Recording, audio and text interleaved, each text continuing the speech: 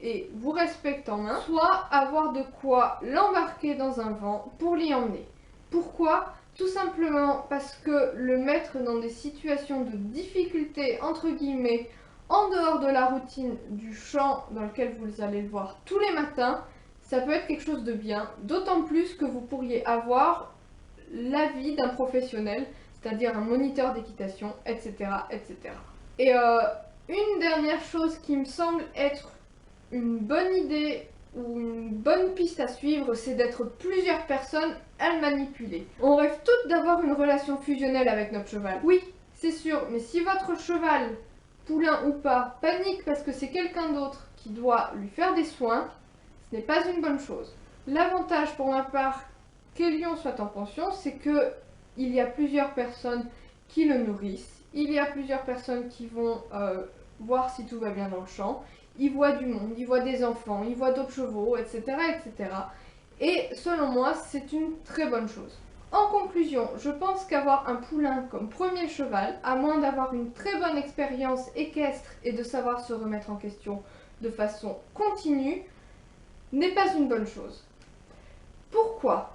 Parce que il va vous falloir attendre des années pour pouvoir monter votre cheval. Alors soit vous prenez des cours dans un centre équestre qui vous permettront d'évoluer, soit vous allez stagner pendant 2 ans, vous faire dépasser à un moment ou à un autre, et si vous ne vous remettez pas en question, si vous n'acceptez pas que quelqu'un d'autre intervienne dans votre relation avec votre poulain, c'est complètement à bannir. L'idéal, selon moi, c'est d'acheter un poulain si jamais on recherche la relève de son premier cheval, ou bien d'avoir soit une demi-pension, soit l'occasion de monter très régulièrement en club.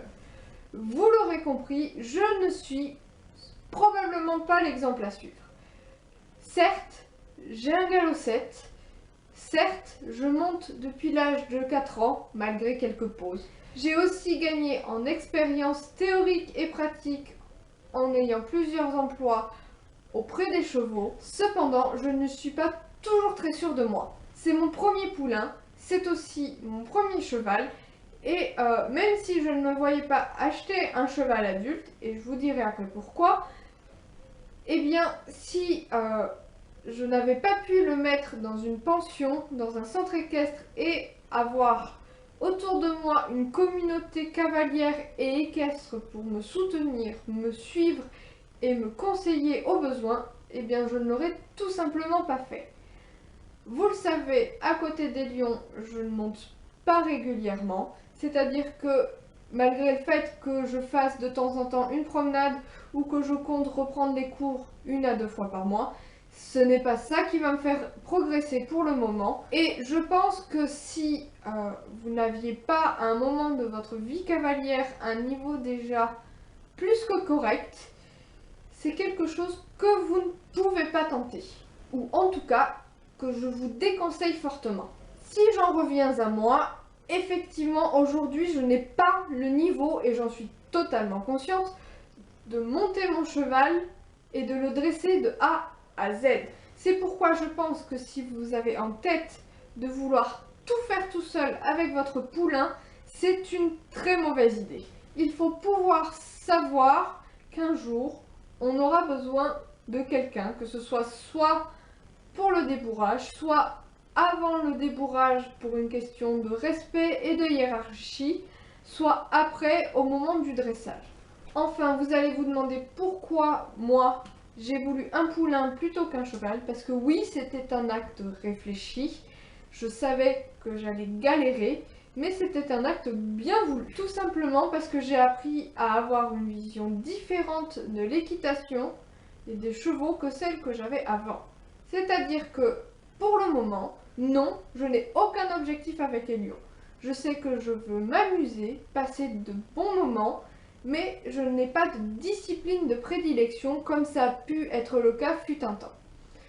Que ce soit pour de la rando, pour de l'obstacle, pour du hunter, pour du dressage, pour du CCE, pour n'importe quelle discipline, je n'en sais rien.